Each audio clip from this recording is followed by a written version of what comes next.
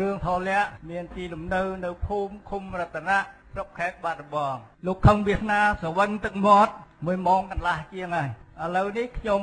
មានឱកាសដើម្បីនឹងមានមតិបន្តិចបុរាណលោកបដៅថារដូវជំរោតគុំទៅបូតសង្ហែ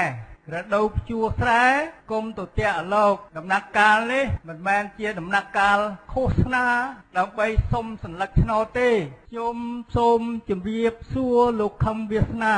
តាមខ្ញុំបានស្ដាប់តាមវិទ្យុលោកមានការយល់ដឹងផ្នែកប្រធរច្រើនខ្ញុំសូមសួរលោកថា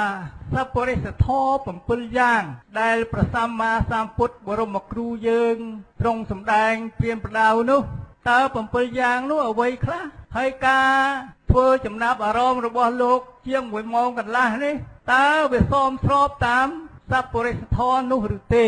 សូមសួរប៉ុណ្្នឹងចុះឆ្លើយរបស់ខ្ញុំឧទាហរណ៍គេនិយាយថានៅពេលនេះមិនមែនជារដូវបោះឆ្នោតទេនោះគឺជាតណ្ហារបស់អ្នកចង់ឲ្យគេធ្វើអញ្ចឹងចំណែកខ្ញុំមិនមែនជាកញ្ចះនៃតណ្ហារបស់អ្នកទេខ្ញុំជាកញ្ចះនៃឧត្តមគតិរបស់ខ្ញុំបើគ្មិនដែលល្អគឺវាគ្មិនដែលឆ្លើយចំបញ្ហាហើយបង្រួញខ្លឹមសារឲ្យខ្លីហើយនិយាយយ៉ាងណាឲ្យងាយស្ដាប់អានឹងគេឲ្យឈ្មោះថាវាគ្មិនដែលល្អ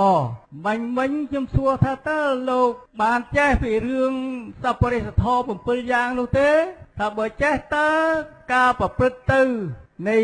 ចំណាប់អារម្មណ៍លោកមកព្រឹកនឹងវាចូលក្នុងសប្បុរិសធម៌នោះឬទេបើថាលោកមិនចេះទេប្រាប់ខ្ញុំឲ្យត្រង់ប្រាប់អង្គប្រជុំនឹងឲ្យត្រង់ទៅថាខ្ញុំអត់ចេះទេហើយខ្ញុំសូមនិមន្តព្រះអង្គណាដែលចេះឲ្យលោកជួយបញ្យល់ឡើងវិញផងចូលចិត្តតបើកសំពៅវៀងសមុទ្រជេគេជេឯងតពីអញ្ចឹងអ្នកប្រាជ្ញបញ្ញវន្តលំបល់យកឯង